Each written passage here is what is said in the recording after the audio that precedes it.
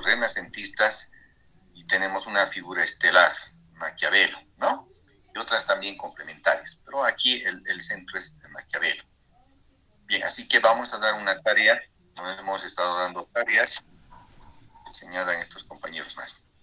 Y va a ser, ya no sabemos para cuándo, ¿no? Pero cuando retornemos a clases ya tenemos bastantes tareas acumuladas.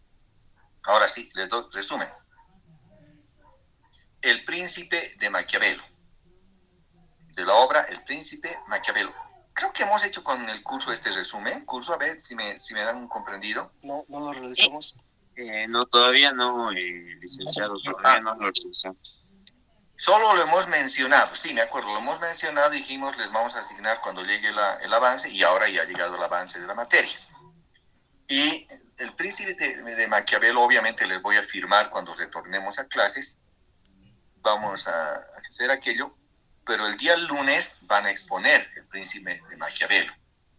Les estoy anunciando, el día lunes se va a exponer el príncipe de Maquiavelo. Estoy tomando nota, incluyendo de las personas que no me contestan, también de las que contestan. Bien o mal, uno responde y eso vale. Pero lo peor es correrse, escapar, eludir, desconectarse. Doctor, disculpe, licenciado, una pregunta. Dijo tema 8, estábamos en el tema 7 todavía. La última clase estábamos hablando de la llegada del Renacimiento y sobre la caída del Imperio Romano del Oriente y el descubrimiento de América. Ese ya es el tema 8.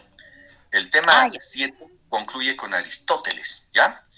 Y ahora estamos ingresando al tema 8, el Renacimiento, y estamos en las condicionantes de la formación del Renacimiento, precisamente, ¿no? Para llegar al autor principal, obviamente que tenemos que ver las condicionantes del Renacimiento. Así que mañana se va a exponer, perdón, estoy equivocado. El día lunes se va a exponer sobre el príncipe de Maquiavelo. Y el resumen yo se los voy a firmar en cinco carillas cuando retornemos a clases. De eso no hay problema, pero sí lo tienen que exponer el día lunes. Estoy reiterando. Estoy anunciando, querido curso. ¿Alguna observación? ¿Algo? Licenciado.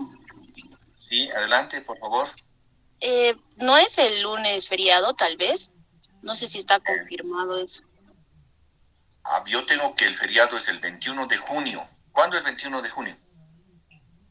Domingo. Entonces, domingo es el feriado. Todavía no he visto el instructivo del Ministerio de Trabajo que sostenga cuándo se va a trasladar. Normalmente es al lunes, pero normalmente avanzo. A ver, Mayra y Nikki, en ese orden. Mayra, adelante. Buenos días, licenciado. Yo tengo entendido, el feriado de domingo se traslada al lunes, y por eso mismo es como que mis compañeros dicen que el lunes es feriado. Ya, ¿y cuál es el problema?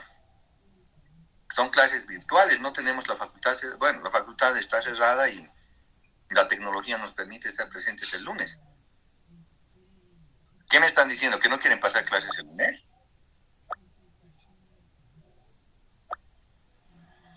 Son abogados, fundamente. Queremos, doctor. Son abogados, fundamente. Sí, licenciado, vamos a pasar. Vamos a pasar, porque el primero en decir no pasaremos tendría que ser yo, ¿no? En la carta dice. Decir, no pasaremos, es feriado, estaré en mi camita, lo sacaré a pasear al Brocha, cosas así. Brocha es mi perro, ya les comenté también. Cosas así, no. El lunes vamos a exponer. Miren, estamos en virtuales y tiene que ser el avance constante, porque una vez que retornemos a presenciales se van a acordar de mí. No sé si les está pasando, pero en ese caso les van a llover exámenes. A propósito, curso, antes de entrar al avance de la materia, yo les he visto en la facultad el otro día, he ido a tomar, ¿qué día he ido a tomar con el paralelo semestral? Sábado he ido, tenía examen a mediodía. Y los he visto algunos de ustedes. ¿Ya están dando examen presencial en la facultad? A ver su información. A partir del día, el último examen y el primer examen que dimos presencial después de todos estos conflictos era el día viernes de la materia de sociología. Ese sería el único que hemos ido a dar hasta el momento. Ahora, el siguiente programado que tenemos es para justamente este sábado del doctor Mallea. Ah, sí, me han hablado del doctor Mallea. Ustedes son los que me han hablado del doctor Mallea y por eso no hemos fijado el examen. Hemos tratado de fijar la anterior clase, ¿recuerdan? Me dijeron, tenemos la clase con el doctor Mallea y les dije muy bien, ya, no quiero entrar en contratiempos y vamos a dar el examen cuando retornemos a presencial. Suponiendo, claro, que máximo va a ser eso, supongo, hasta la subsiguiente semana. De no ser así, conmigo también vamos a fijar sábado o domingo, si es que no se retorna a presenciales. Pero por el momento les dejo tranquilos, no voy a todavía tomar el examen, no vamos a fijar el examen, porque sé que tienen el contratiempo de eso, otra materia, y esa materia es troncal también y es importante, así que no les voy a pedir examen. Además que hemos visto que el sábado tienen con el doctor Mallea, pensábamos que el domingo podía ser, pero resulta que el domingo va a estar cerrado por el feriado y el lunes también va a estar cerrado la facultad, lo que no impide, muy bien, impide que tomemos el examen, pero no impide que avancemos materia. Enzo, tiene la palabra. Para su tranquilidad y la mía también. Eso lo vamos a consensuar de manera bilateral entre ustedes y mi persona, pero no va a ser, muy bien, mañana hay clases, mañana examen. No va a ser así, porque yo estoy seguro que en otras materias, ¿en cuántas ya dieron el primer parcial? ¿Cuántas deben, más bien? ¿Cuántas materias deben el primer parcial? Debemos de la materia de romano, económico, de segundo parcial incluso ya estamos para económico, Civil. Pau. ¿Qué más? Penal. Penal 1. Penal igual. Y el primer parcial penal 1. Va a venir, ¿qué se llama? Va a venir una seguidilla de exámenes. Caramba, ¿cómo poder evitar aquello? Les va a venir así como en chorrera. ¿Cuál sería después del 20, el 27? ¿Qué tal si de una vez fijamos el 27 de sábado 27 de junio el parcial? ¿Qué les parece? Pongo en consulta. Sí, doctor, estaría bien. Sería la mejor alternativa por el momento, doctor. No tenemos otra opción, ¿no? Entonces estamos fichando con cargo a confirmación, pero prepárense, y que sea el examen a las 2 de la tarde, porque yo sé que tienen materias hasta 1:30, ustedes me dijeron, entonces que sea el examen el sábado 27 a las 2 de la tarde, el primer parcial, sábado 27 a las 14. Es buen tiempo, estamos prácticamente a 2 semanas de aquello, para que ustedes puedan prepararse y no tengamos ningún contratiempo. Porque una vez que volvamos a las aulas, en los horarios comunes, les van a venir una seguidilla de exámenes por los problemas que conocemos. Y bueno, en eso tenemos que estar preparados, así que estamos reservando fecha para el sábado 27 de junio a horas 14, en la facultad obviamente. Yo le voy a decir también al auxiliar de docencia, ¿están pasando clases con el auxiliar de docencia? ¿Cómo están trabajando? A ver, cuéntenme ustedes. Sí, licenciado, sí. Estamos pasando clases con el auxiliar también por las noches. Ya. Bueno, él seguramente me va a remitir su informe, que de hecho ya me tiene que remitir hasta mañana, viernes, sobre, ya está algún tiempo con ustedes y se tiene que hacer el informe periódico, pero yo también solamente voy a confirmar en lo que nos dice Omar, que tenemos confianza, que no, pero siempre tengo que hacer la corroboración con los datos que ustedes me brindan. Entonces estamos fijando para el 27 de junio a horas 14 el primer examen. Inclusive si retornamos a clases en nuestro horario, ¿se dan cuenta? Inclusive si retornamos, igual vamos a dar el sábado a las 14, ese 27. Por favor, tomen nota y no me digan luego hemos fijado con el doctor tantos, de materia tantos. No. Nosotros ya tenemos reservado y le van a hacer notar más bien a su otro profesor, si es que quiere habilitar aquel horario, aquella fecha, que sea de esa manera. Porque los he visto, sí, no me acuerdo si era viernes o sábado, pero los he visto a ustedes caminando en la facultad y he dicho, caramba, ya vienen estar los muchachos aquí. Y por eso ahora también estamos fijando esa evaluación. Adelante, Leandra. Licen, sí, el día sábado precisamente también teníamos examen, lo que vendría a ser de Aymara, de idiomas, por eso nos debió ver, dicen, pero no estaban en sí todo el paralelo. Ah, no era todo el paralelo. Sí, ya que otros optan, digamos, por la materia de inglés, otros por la materia de chino mandarín, si no me equivoco, este fin de semana dan de chino mandarín, día Oye, sábado. Joana, adelante, tiene la palabra. Tenía una consulta respecto a justamente las clases del auxiliar, que me he entrado en una contradicción que a veces nos da como algo detallado el año, el nombre y el libro de ciertos autores filósofos y bueno, nos dice que eso también podrían entrar y para aprender, pero en cierto tiempo usted nos dijo que más que nada los únicos así a detallado que hemos visto era de Kelsen, de otros autores más, especialmente otros dos más, si no me equivoco, que eran más detallados respecto a eso. Entonces, eso también estaba viendo una contradicción entre esos otros autores filósofos y los que usted nos dijo. Sí, vamos a hacer lo que estamos avanzando en la materia, conmigo, ¿ya? Yo asumo lo que hacemos, y si hemos citado algún autor o hemos resumido, eso también obvia entra en el examen. Los otros que nos dice el auxiliar van a ser siempre referenciales, ¿ya? Referenciales, no son exigibles y obligatorios, aunque no implica que, no debe estar muy alejado de lo que hacemos. Pero no vamos a entrar a ese detalle porque, bueno, hay que ser respetuosos con lo que uno hace. Yo siempre les dije de principio de clase, yo exijo lo que enseño, ¿se entiende? Entonces, lo que enseño, exijo. Y de lo que avanzamos en clases también exijo. Pero no voy a ser de los típicos docentes que dicen, muy bien, tema avanzado, o avanza alguna cosa muy referencial, dicen, muy bien, en el libro, en la página tantos está, y la pregunta es de ahí, de un pie de página, según el pie de página de tal libro, ya listo, ¿no? Destinado a restar puntos. No soy así. Pero eso sí, lo que enseño, exijo. Tengo reglas, ¿no? Que les he explicado, creo que sobreabundantemente cuando hemos estado en clases presenciales. Bueno, ya no tenemos ninguna observación respecto al parcial que vamos a dar, se retorne o no se retorne a clases presenciales, inclusive retornando. Si el lunes retornamos a clases presenciales, igualito vamos a dar el examen el sábado 27. Queda nuestra cita en este cuadrilátero del honor para el día del examen. ¿Queda ahí? Bien, estamos en el tema número 8, Renacimiento.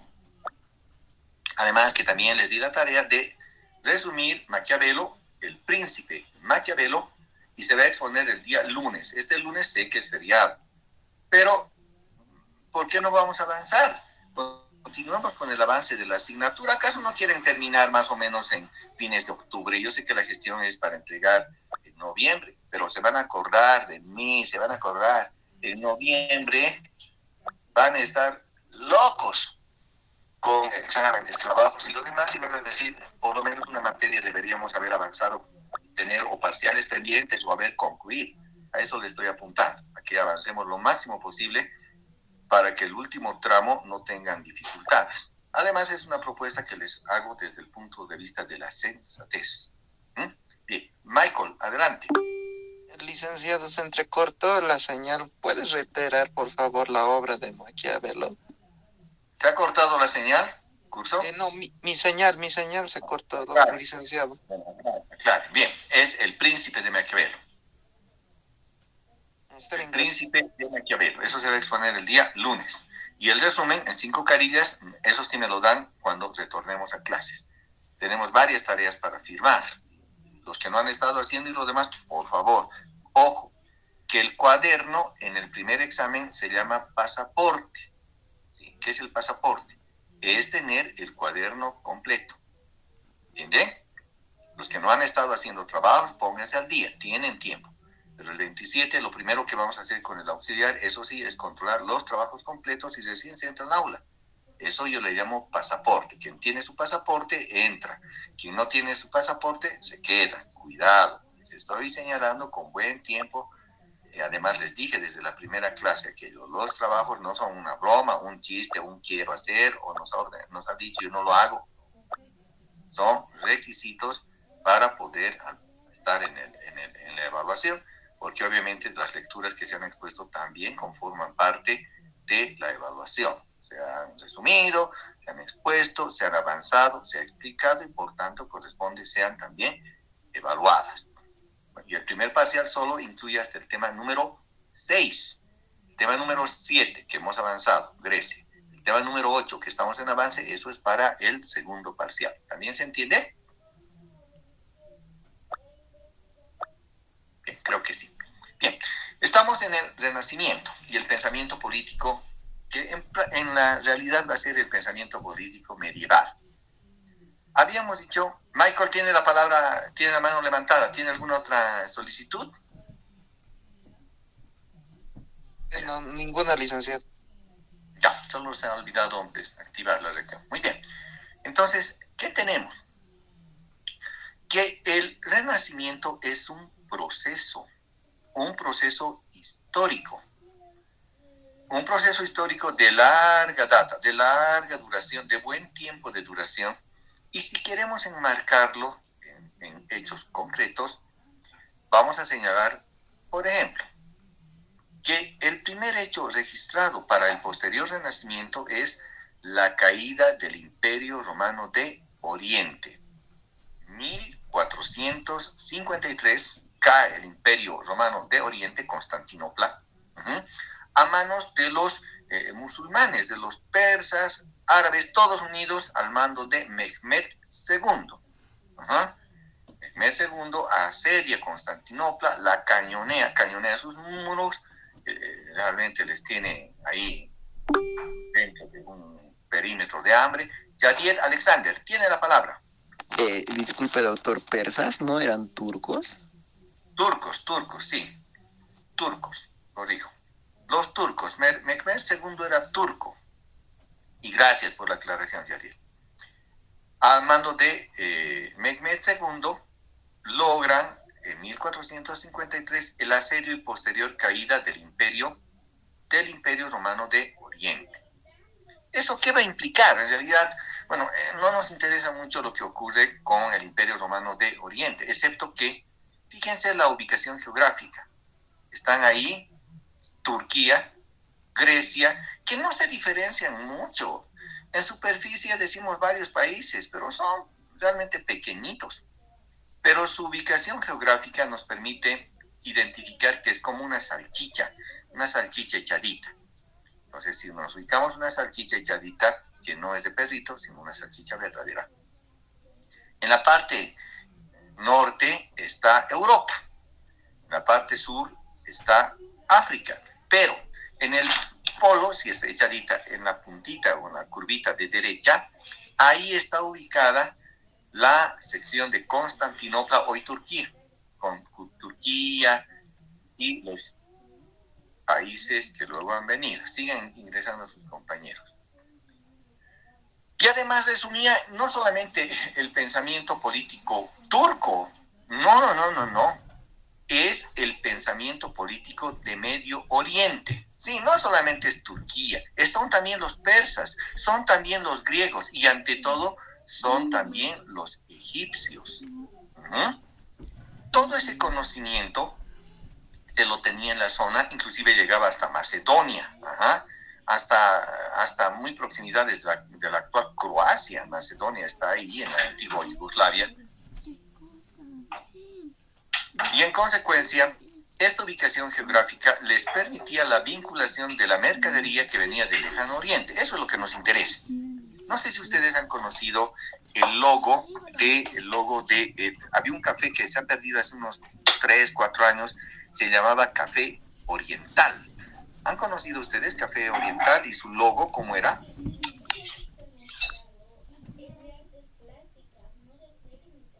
No. No, doctor. A ver si lo pueden buscar en este momento para que nos orientemos de qué se trata. Café Oriental, o la Oriental, pero búsquenlo por favor. Solo su logo, para que expliquemos de qué se trata.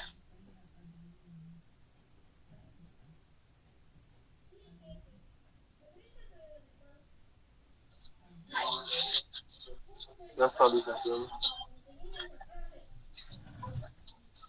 Ok, Liz, ¿es uno que está un camello o estoy mal? No, estás bien, es un hombre en un camello, ¿no? Lo que estás representando, ese logo, es en realidad lo que sucedía. Las mercaderías del lejano oriente, India y China, tenían que atravesar todo el Medio Oriente, el Oriente Mayor, el lejano Oriente, hasta llegar a Medio Oriente. Medio Oriente justamente es donde estamos hablando, Constantinopla, Turquía. El acceso, la vía de acceso a las mercaderías del lejano Oriente y que se embarcaban ahí y luego recorrían toda la salchicha hasta llegar al al sur de Europa y hasta el otro polo donde se encontraba Roma y los demás países del mar Mediterráneo. El mar Mediterráneo es el vínculo de los continentes europeo, africano y asiático. Y esa es la ubicación geográfica que nos permite luego divisar cuál es ese mercado. Incluye el mundo árabe, incluye el mundo persa, incluye el mundo turco. No es como hoy pensamos, solo Turquía, no, sino eran pues antiguas configuraciones. Claro que vemos actualmente con ojos de lo que nosotros contemplamos. Bueno, Turquía tiene sus límites, no pasan de aquí. O el pensamiento griego estaba en las islas griegas y es aquí. No era así. Era bastante disperso. Fíjense que en la época ptolemaica, el imperio egipcio tenía una capital, que era Alejandría. Ahora busquen dónde queda Alejandría. Búsquenla, dónde había sido Alejandría. Ubicación actual, Alejandría. En Egipto, doctor. Eso era en el lejano Egipto antiguo, pero fíjense ahora dónde queda Alejandría. Ubicación actual, Alejandría. A ver, les va a decir. País.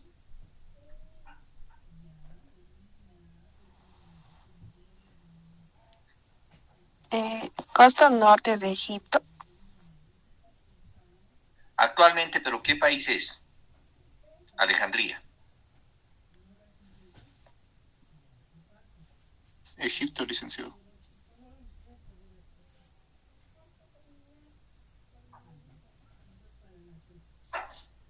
¿Hasta dónde llegaron las fuerzas del conquistador Alejandro Magno? ¿Dónde? ¿Y de dónde era? Hasta la India, licenciado. ¿Por qué ese rebote? ¿Por qué ese rebote? Desactívenlo, por favor. No sé qué hacen ustedes, pero hay un rebote que sale de vez en cuando. A ver, ¿de dónde era el conquistador y el que ha creado Alejandría? ¿Quién era? De Macedonia, y ha creado Alejandría en su nombre. Llegó. Claro. Fíjense ahora, ¿dónde queda Macedonia? Busquen nuevamente, ubicación actual Macedonia. ¿Dónde había sido?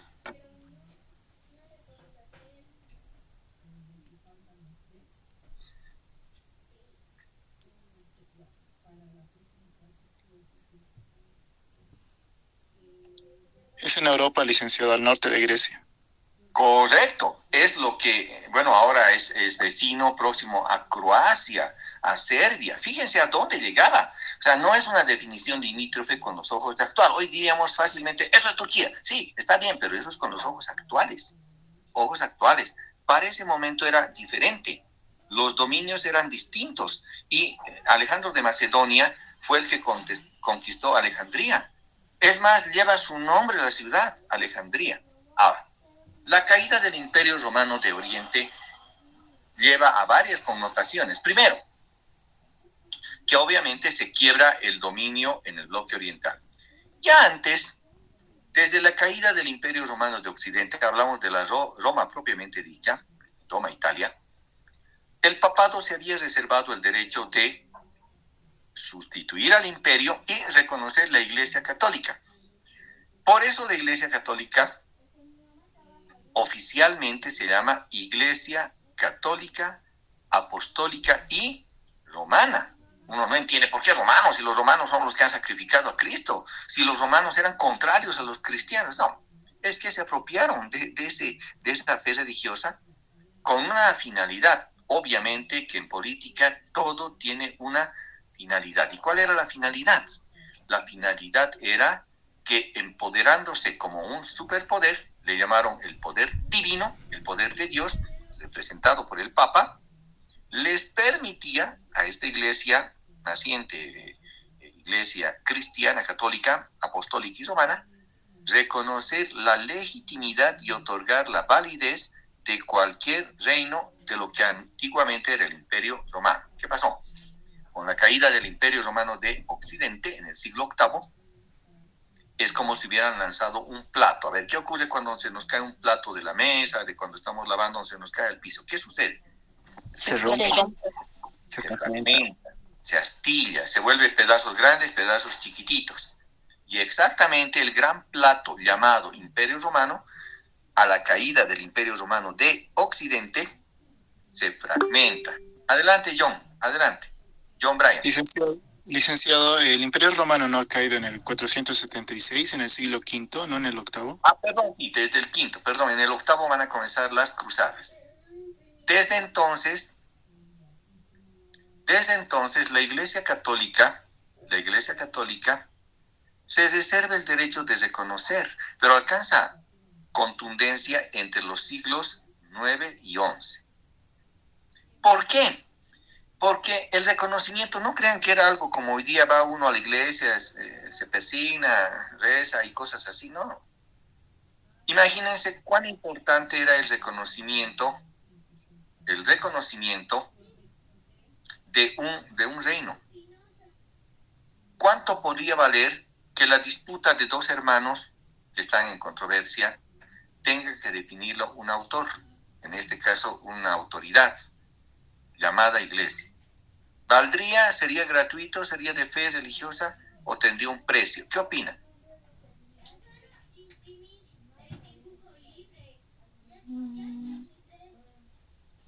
Tendría un fin económico. Claro que sí, un fin económico corrupto, por cierto. Si pensamos que la Iglesia Católica era una entidad excluida de la corrupción, no, estamos muy equivocados. Para eso la Iglesia Católica, una vez producido la caída del Imperio Romano de Occidente, se transformó ¿en qué? En el papado. Y nótese, hasta la actualidad, el 90% de los papas, ¿de qué nacionalidad son? ¿De qué país provienen? Italia. Italiano. Y es la antigua Roma. Entonces lleguemos a la conclusión. El antiguo Imperio Romano se transformó y reservó el derecho de que esos fragmentitos de plato roto llamado Imperio Romano de Occidente sean reconocidos por el papado. El papado les investiga de un reconocimiento. Tiene su nombre. Se llama venia papal. Ese reconocimiento que otorgaba el papado a los diferentes reinos tenga o no legitimidad. No importa, es quién pagaba más.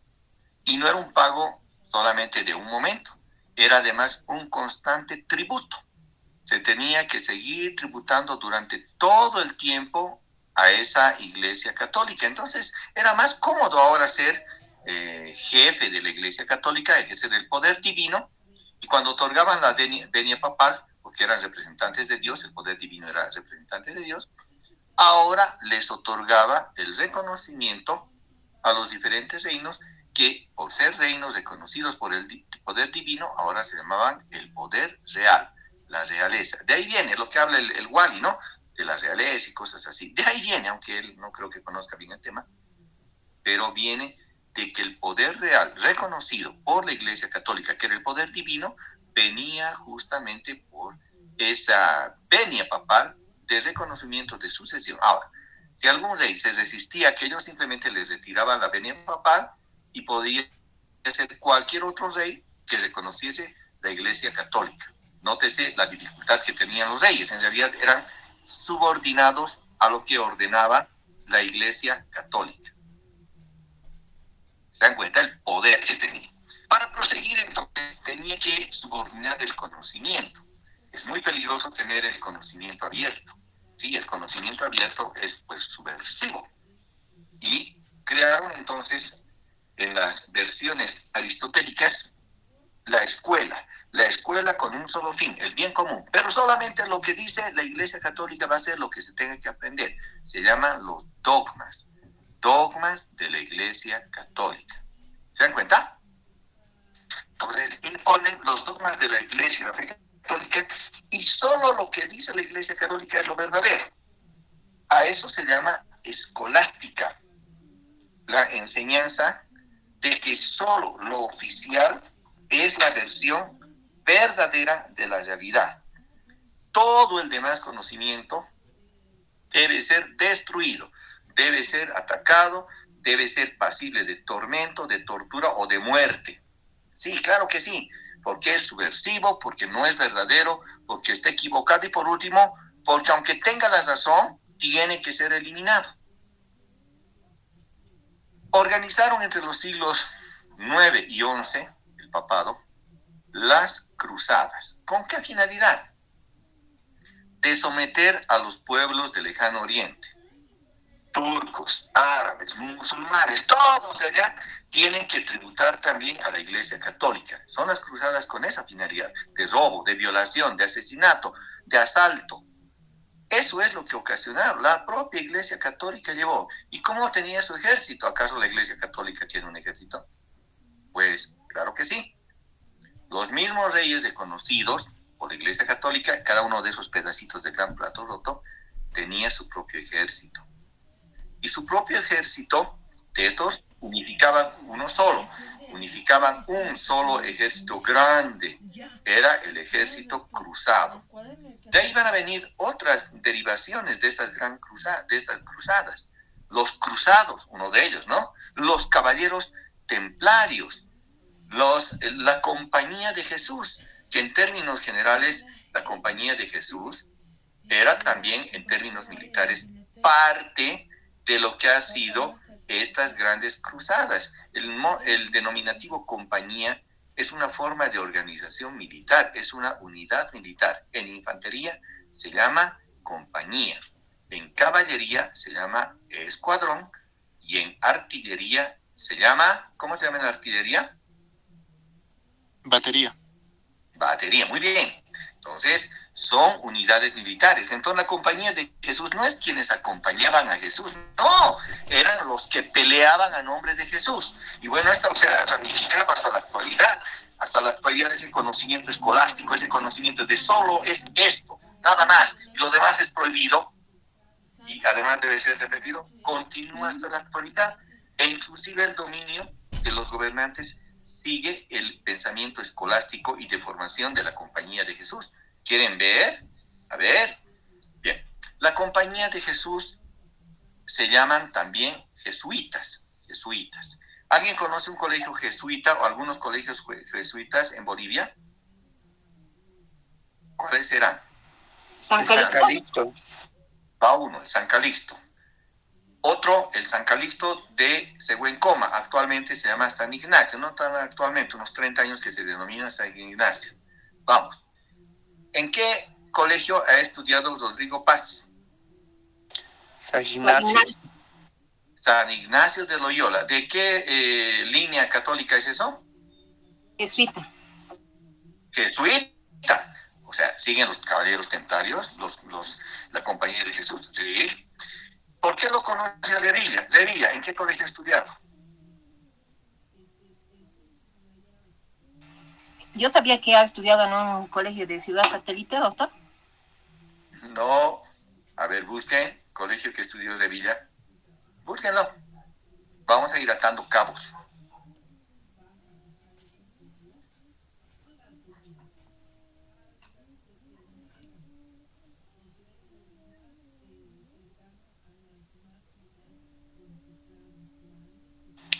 San Calixto me sale. ¿Qué tal? ¿Jesuita? Sí. ¿Dónde estudió Álvaro García Linera? En Cochabamba. ¿Qué colegio? San Agustín. A ver, busquen San Agustín. ¿De qué línea es?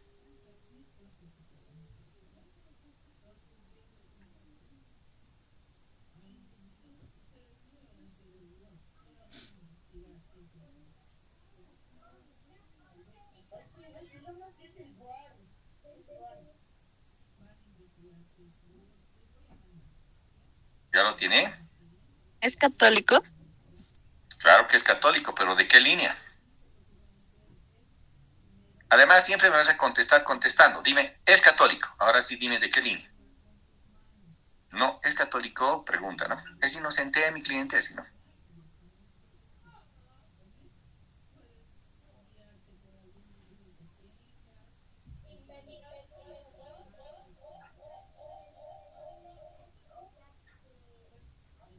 ¿Ya alguien nos puede ayudar? Colegio San Agustín.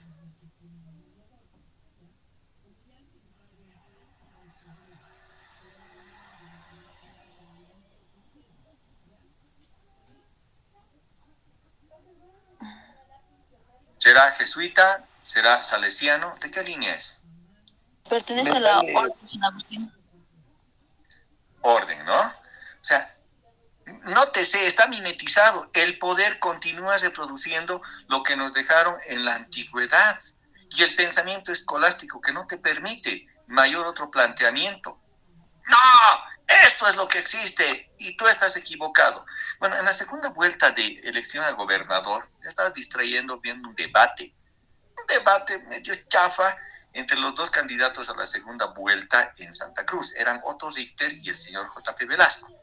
Y bueno, de ellos no voy a opinar, sino del moderador. Doctor, disculpe que lo interrumpa. Doctor, sí dice que los agustinos hicieron cargo de las misiones, algunas misiones jesuíticas, entonces sí tiene alguna relación. Son jesuitas, pues, claro que sí, solo que varía su nombre.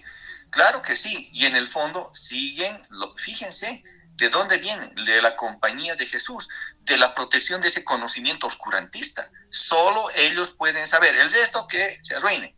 Ajá, es así. En la Católica he sido profesor hace unos años y tenían un grupo bien selecto de estudiantes, que entre ellos nomás yo los identificaba porque iban a clases todos los chicos con terno, sí, con traje. Y las damas iban con traje de 2 piezas. Las chicas, yo decía, trabajarán, no sé por qué vienen tan formales, pero bueno, tampoco eran muchos, muy poquitos. En un curso han debido ser 3, máximo 4, pero claro, reunidos en la carrera eran no más de 40. Y eran un grupo que se había llamado Opus Dei, que son católicos recalcitrantes y no permitían el ingreso de más, de otros, de sus propios compañeros, los aislaban. Grupo bastante selecto. Nótese que continúa hasta la actualidad ese pensamiento oscurantista escolástico. Solo el grupo de poder puede saber. Claro, el oscurantismo impuesto a la humanidad, y eso va a tener sus derivaciones con el renacimiento posteriormente. Pero estamos hablando de que hasta ahora continúan con el manejo de la cosa pública. Y claro, los jesuitas luego van a derivar en sectas masónicas, sectas, bueno, y de otra naturaleza. Sí, nótese que en nuestra cara nos están gritando, somos el poder, solo que ustedes no se dan cuenta. Esa es la mejor forma de esconder, se llama ignorancia. Claro, si hubiera dicho el presidente, lo he puesto a Revilla porque era también de mi colegio, solo que yo era de Sehuencoma y él era de aquí del centro, era otra cosa, ¿no? Porque uno dice, ¿de dónde? ¿Por qué le protege tanto? Porque aún se colaboran entre los grupos de poder. ¿Se nota? Decía, el moderador del debate de Otto Richter y de JP, les hizo una pregunta a los dos. ¿Qué entiende por democracia? Le dijo, ¿qué es la democracia? Ni siquiera qué entiende. ¿Qué es la democracia?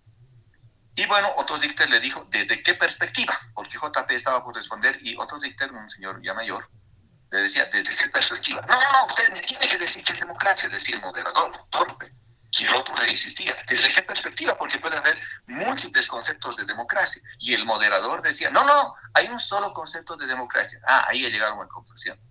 Eso es lo que pregunta ese conductor, es escolástico, es oscurantista y no permite otro concepto que él haya diseñado. Por eso decía, ¿cuál es el concepto? Y por eso Richter, que es un hombre mucho más versado, le decía desde qué óptica, qué perspectiva.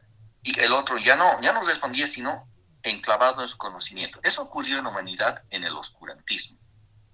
Solo el conocimiento de los dogmas de la Iglesia Católica eran los permitidos. El resto de la población, incluyendo la nobleza, gran parte de la nobleza, era llevada a la ignorancia.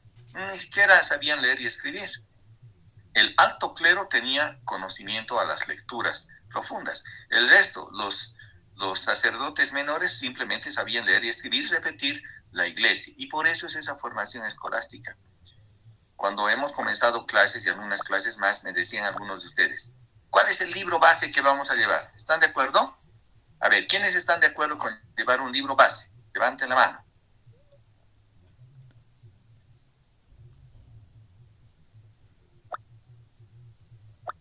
Uno, dos, tres, cuatro.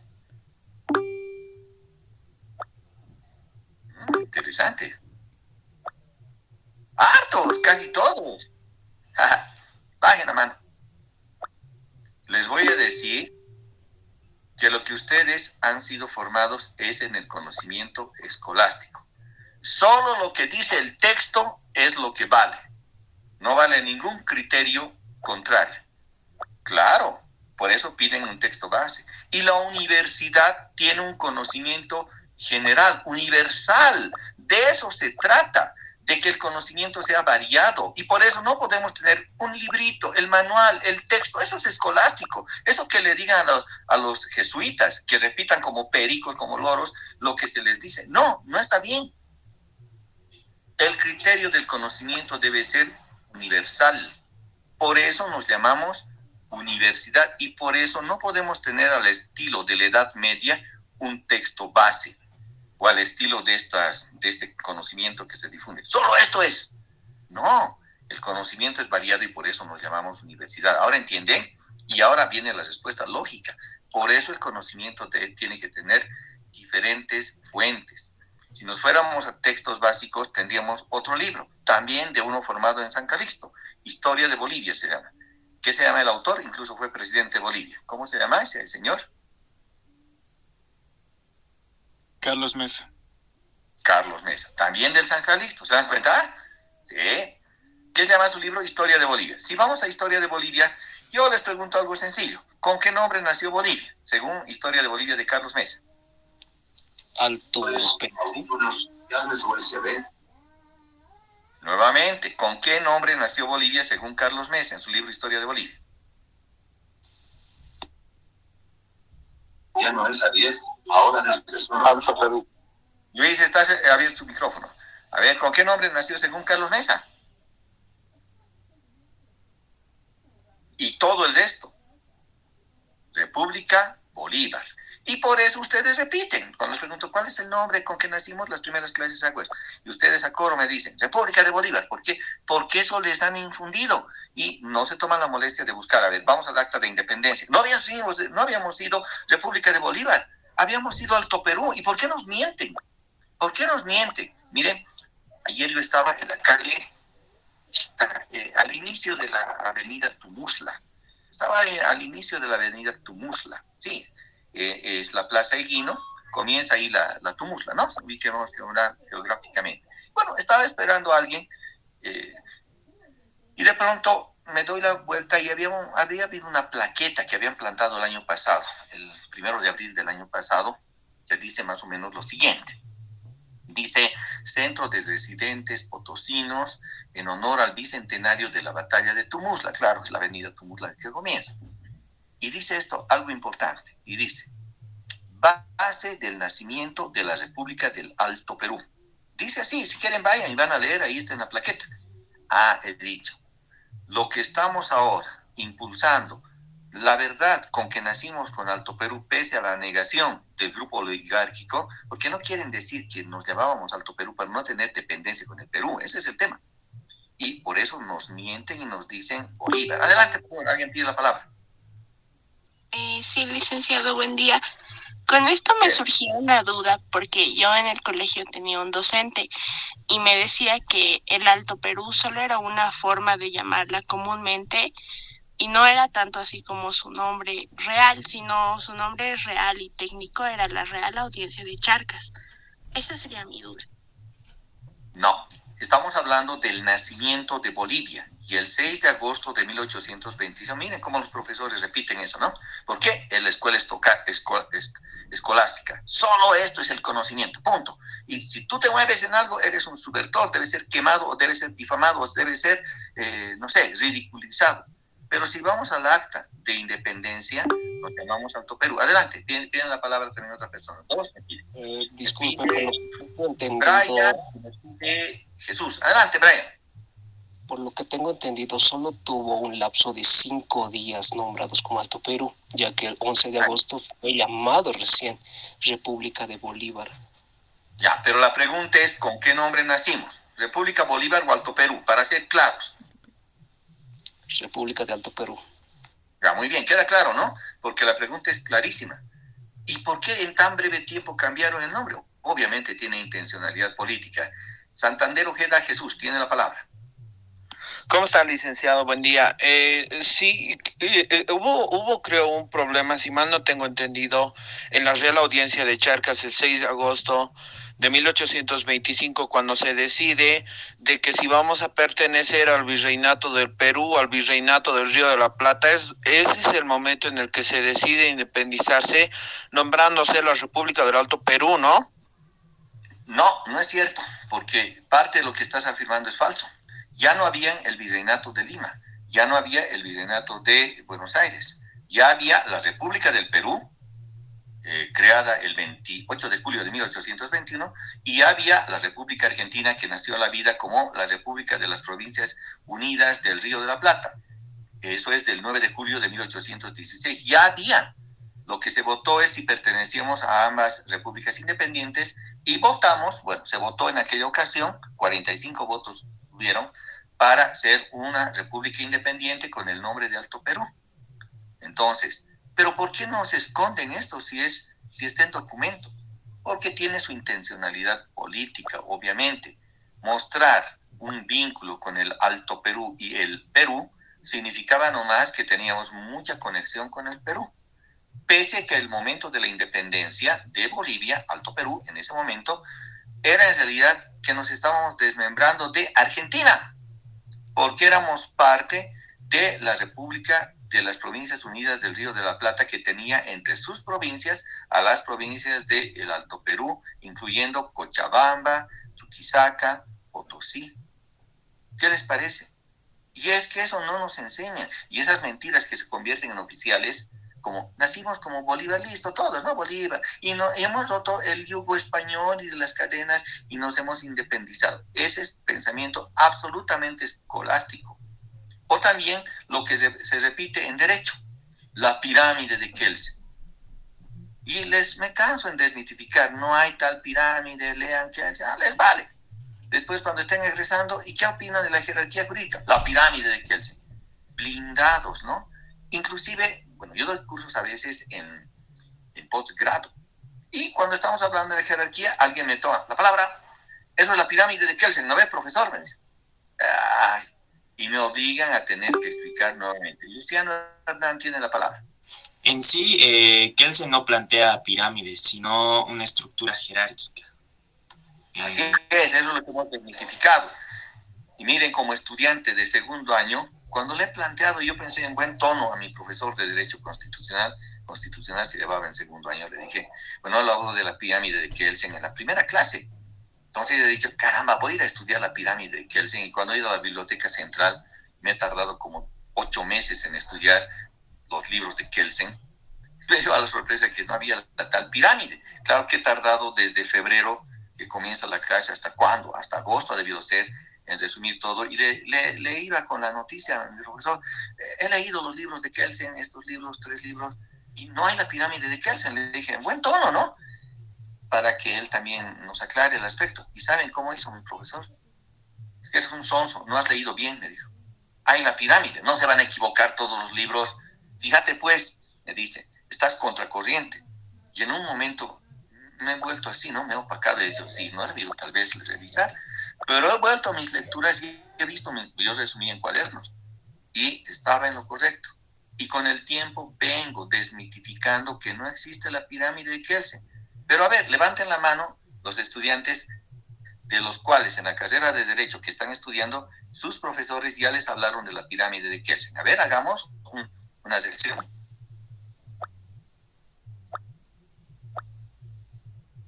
Varios, ¿no? Qué pena. Sí. Miren, gran cantidad aún les siguen hablando de ese oscurantismo, porque hablar contra ello no es contra, sino decir la verdad resulta ser subversivo. Eres subversivo porque no te enmarcas a los datos que te hemos dado. Eres un subversivo. Pues prefiero ser subversivo e ir a la verdad que estar como un muñeco repetidor de mentiras. Y hay que ir desmitificando estas cosas. Va a tener efecto político. Por eso me han atacado y con todo, y me siguen atacando con el tema de la demanda marítima. Yo he hecho la demanda marítima correcta. El gobierno ha planteado de Morales, con Héctor Aces Saconete y los demás, una demanda incorrecta que era destinada a perder. Búsquenme, googleenme en el tema demanda marítima. Hay un artículo que me lo saca, bueno, varios, pero hay uno que particularmente me ha llamado la atención. Dice más o menos así, tal vez lo pueden ubicar, debe estar en redes. Dice: me llamaron antipatriota por decir la verdad. Es una entrevista extensa que me han hecho en periódico después del fallo. Se llama así: me llamaron antipatriota por decir la verdad. Me ha entrevistado un periodista 2 horas y ha salido en página central de un periódico que se llamaba ese periódico La Razón. No, página 7 se llamaba. Lo pueden buscar. Es una entrevista que se me hace, y no solo ella, ha tenido años de entrevista de ese tema. Y saben que tengo la razón y aún así me opacan. ¿Por qué? Porque yo no he sido formado en la Cancillería, porque yo no he sido formado en el San Calixto, porque puedo decir la verdad desde otra perspectiva y decirles en su cara a ellos que se han equivocado y que son unos corruptos y traidores a Bolivia. Sí, lo son. Se me dijo el año pasado que era una candidatura. Chávez ha dirigido la demanda marítima. Yo no he estado en el equipo jurídico. Se me ha excluido, pese a ser las ideas mías. Se me ha excluido. Chávez manejó 490 millones de bolivianos. Yo no manejé un centavo. ¿Cómo voy a manejar si me nombraron? Pero generaron esa duda. Sí, y me siguieron atacando. Chávez tiene 6 esposas. Ya no sé al último, ya, lo peor que me pueden decir es que soy stronguista. Ya eso les dije al último. Sí, eso sí, yo no lo mataría. Eso sí ya sería pues el que me enoje a lo máximo. Pero ahí fueron con tanta mentira porque odian que otras personas que no sean del grupo de poder, y por eso cuando digo la verdad, nuestro título, ¿cuál es? Licenciados. Por eso les digo la verdad, aunque a ellos les gusta que les digan doctor, por esa formación escolástica que tenemos, por esa formación del oscurantismo y de la ignorancia, que hay que combatirlo, obviamente, hay que combatirla, y aunque sea un grito en el desierto, voy a seguir con ello, y aunque me excluyan, voy a seguir con la verdad, porque eso es lo que corresponde, queridos amigos, ir al fondo de la verdad. Bien, estamos entonces que el oscurantismo es parte de la Iglesia Católica, pero tenía que algún momento destruirse. Bien, vamos por el ciclo. En 1453 cae el Imperio Romano de Oriente. Eso va a impedir que las mercaderías del Lejano Oriente lleguen a Europa. Europa ya estaba tomada por los musulmanes también. Estaba tomada, particularmente la península ibérica, el norte de África, Marruecos. Por eso Marruecos es un país árabe. España, Portugal, parte de Francia estaban tomadas por los musulmanes, se llamaba Al-Andalus. Ese país no había ni rostro, ni atisbo de que iba a ser España. Hasta que llegan 2 reyes importantes de Castilla, una y otra de Aragón. No había España, recién se va a formar España. Se llamaba Isabel de Castilla y el esposo se llamaba Fernando de Aragón. Isabel y Fernando. ¿Qué se llaman eso? Son los reyes católicos. Y la verdad que en ese matrimonio, quien llevaba las riendas, llamemos los pantalones, era Isabel, sí, una dama.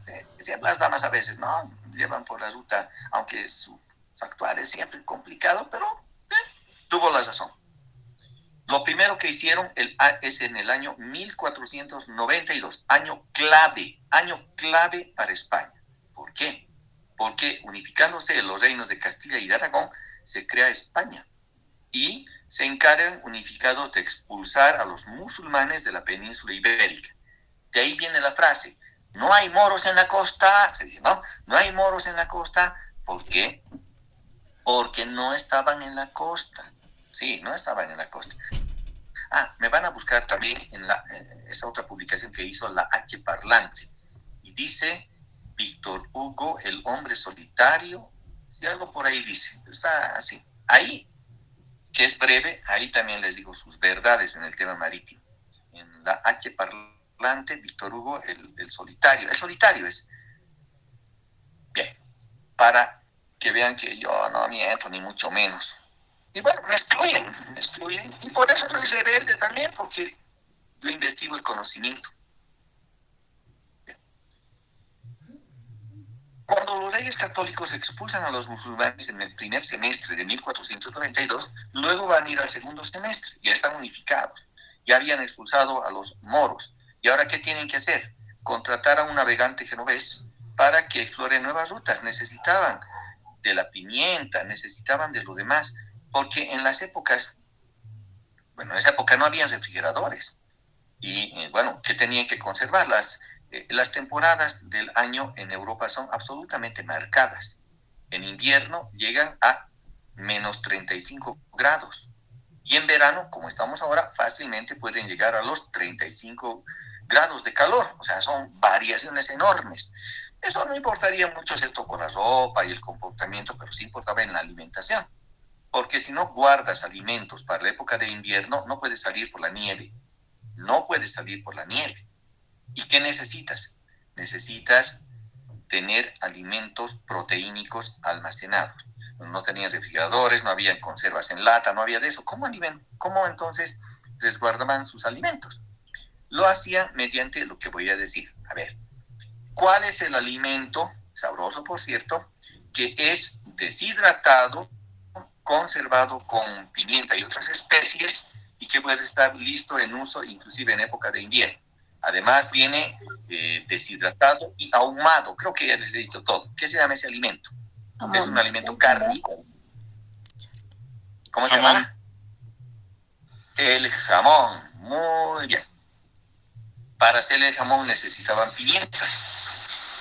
¿Cómo conseguir pimienta y comino si no tenían acceso?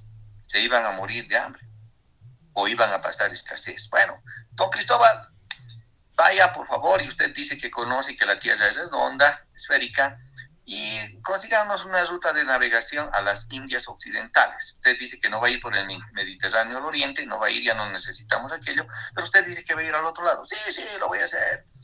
Deme 3 carabelas, dice que eran 4. Deme 4 naves, naos llaman, ¿no? Y lo voy a hacer. ¿En cuánto? No sé en cuánto, pero lo voy a hacer. Tengo algunos mapas, medio que buenos, medio que malos, y deme también marineros expertos. Hay los de la cárcel, bueno, los de la cárcel también, pero no todos ellos, sino también necesito buenos marineros. Y se hace la mar en el puerto de Palos el 3 de agosto de 1492. Parte el 3 de agosto, navega al 3 de septiembre un mes, al 3 de octubre 2 meses, y ya está desconcertado porque no encuentra tierra hasta que el 12 de octubre descubre tierra.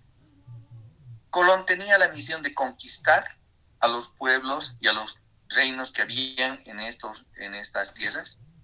No, su objetivo únicamente fue y cumplió de descubrir una ruta de navegación. Él pensaba en haber encontrado las Indias Occidentales, cuando en realidad luego de años otro navegante también italiano, Américo Vespucio, en realidad Américo no ha circunnavegado, se ha valido de los informes que hicieron otros navegantes, como Magallanes, que descubrió el estrecho de Magallanes, luego Balboa, que llegó hasta la confluencia de lo que hoy es el Istmo de Panamá. Bueno, y de ellos sumó las cartas geográficas y dijo, no, esto no había sido Indias, esto es un nuevo continente, y le vamos a llamar... ¿Qué tal si le llamamos a mí, mi nombre, que yo he hecho el dibujo nomás, y qué me importa el que ha descubierto? Le llamaremos América. Y así se llamó, América, ¿no? Colombia, debe ser lo honesto, ¿no? Pero bueno, nos llamamos por eso, porque elaboró las cartas geográficas unificadas del continente americano. ¿Qué lleva a eso? Vamos en este ciclo, ¿no? Vamos recapitulando. Caída del Imperio Romano de Oriente. Luego, ¿qué viene? Expulsión de la península ibérica de los musulmanes. Luego, ¿qué viene? Descubrimiento de América. El descubrimiento de América va a llevar a algo muy importante económicamente.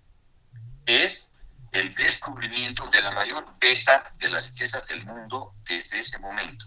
¿Cuál es? ¿Y dónde se ubica? De Potosí, en Potosí. Muy bien. ¿En dónde es Potosí? En Bolivia. Para ese momento. Era en el Imperio de los Incas, en la audiencia de Charcas. En el Alto Perú. En el Alto Perú. En realidad se ubica en el dominio español, colonial español. Eso es. No había Bolivia. Bolivia recién surge el 6 de agosto de 1825. Perú, ¿cuándo surge? El 28 de julio de 1821. Son los TikToks ponen los peruanos, ¿no? Los antiguos incas peruanos han hecho Machu Picchu. ¿Ya acaso sabían que iba a haber Perú? No, pues no sabían. Tiwanaku fue hecho por los antiguos bolivianos. Ay, por favor, Tiwanaku debe datar de miles de años. Bueno, las realidades políticas nacen junto con sus derechos políticos también. Bien, pero eso nos va a llevar a la gran acumulación de riquezas. Vale un Potosí, dice el Quijote de Miguel Cervantes Saavedra. Miguel Cervantes. Cuando Miguel Cervantes, el escritor, le pidieron, a ver, ¿qué quiere ser en las colonias que tenemos en América? Y él pidió una cosa: quiero ser intendente, más o menos como alcalde o gobernador, más o menos equiparable, de La Paz. ¿De La Paz? O sea, ¿dónde estamos ahorita? Sí, de La Paz, dijo. ¿Y por qué querría ser el intendente de La Paz, la autoridad de La Paz? ¿Cuál sería el propósito? La Paz también hace frío. No creo que en ese momento hayamos tenido teleférico, hubiéramos sido la ciudad de maravilla, un descampado. ¿Cuál es el nombre originario de La Paz? De la Hollada, digo. Nuestra Señora de la Paz. Bueno, es ligar con la fundación. Anteriormente, en los nombres aymaras que existían, ¿cómo se llamaba? Chuquiago Marca, licenciado. Chuquiago, ni siquiera, ¿no? De su nombre viene el río Choqueyapu. Chuquiyapu quiere decir río de oro, o donde hay el oro, donde se escarba el oro, para ser más precisos. ¿Y habrá oro? Hace algún tiempo he trabajado como director jurídico en una entidad que regulaba también los servicios de recolección y transporte de residuos sólidos en el municipio de La Paz. CIREMU se llama. No sé si sigue existiendo. Sistema de Regulación Municipal. Y uno de los que controlábamos, el CIREMU, era el sistema de regulación, era el servicio de recojo, transporte, disposición de residuos sólidos. Y otros servicios más, matadero, el desayuno escolar, unos 10 servicios controlábamos como CIREMU. Uno de ellos era residuos sólidos. Y hemos ido una vez a un litigio con la empresa proveedora, a un arbitraje, y claro, hemos tenido que verificar la tabla de composición de los residuos sólidos. Y aunque no me crean, en la tabla de composición de los residuos sólidos de La Paz tenemos 0,2% de oro. Sí, 0,2% de oro. Ahora, con eso no les estoy diciendo váyanse desde el puente de la calle 8 de Calacoto y para abajo se puede tener oro, pero sí existe en la tabla de composición de los residuos sólidos del municipio de La Paz oro en 0,2%. Sí, es interesante saber que existe oro, pero porque esta es una ciudad que básicamente reclama ser de oro, donde se escarba el oro, y hacia el norte, por eso Cervantes pidió ser intendente de La Paz, que tenía también hacia Sorata, hacia Mapiri, hacia Tipuani, sus dominios. ¿Se dan cuenta? Es una tierra bendecida con plata y oro, pero malos gobernantes, lastimosamente. Sí, por eso se creó La Paz, la Intendencia de La Paz. Y eso le permitió entonces, ¿cuál era el flujo comercial que tenía la gran riqueza de España? Bueno, sacaba la plata de Potosí, la embarcaba a Arica, que es el puerto natural más próximo. De Arica la llevaba a navegación, el mineral en bruto en principio se llevaba hasta Lima. En Lima había casas de acuñación, la Casa de la Moneda de Lima. De la Casa de Moneda de Lima, donde ya se acuñaba o se forjaba en lingotes la plata, se llevaba al siguiente tramo, Guayaquil, en el Ecuador. Al siguiente tramo, Panamá, que se llamaba La Angostura. De Panamá se cruzaba a lomo de bestia los 80, 120 kilómetros que existen en el canal, hasta la otra costa, y se embarcaba al final al Puerto Mayor. El Puerto Mayor del Imperio Colonial Español era Cartagena de India, el Virreinato de Nueva Granada, Colombia, hoy. Ese era el flujo que seguía. Y ahora los españoles se llevaban la riqueza. Pero en medio camino, no solo medio camino, sino ahí cerca estaban los piratas. No solo piratas que roban y se llevan a su bolsillo. Habían corsarios piratas que roban a nombre de su corona. Y habían corsarios británicos, corsarios holandeses, corsarios franceses. Y estos corsarios pues están en el mar Caribe. Si bien el puerto de Cartagena es el puerto mayor, ya está artillado, tiene cañones, tiene resguardos, tiene toda una cobertura, porque el cubierto tiene que defender la riqueza que estaba ahí. Pero cerca ahí, en el mar Caribe, estaban los piratas. Bueno, ¿qué era? Los piratas del Caribe. Jo, jo, jo, jo, jo, y una botella de ron. No era originalmente sí, pero sí había piratas británicos en Jamaica, piratas en las Guayanas. Por eso hay las Guayanas francesa y holandesa. Por eso hay, porque estaban en ese lugar. Y si no estaban en ese lugar y no podían hacer, porque también no crean que los españoles iban con las naves sueltitas, no, iban resguardados por la Armada española. Entonces, ya casi al llegar al continente europeo, tienen que pasar cerca de una isla, la isla británica. Y desde ahí también les volvían a robar. Por eso los británicos les robaron a los españoles mediante esta actividad.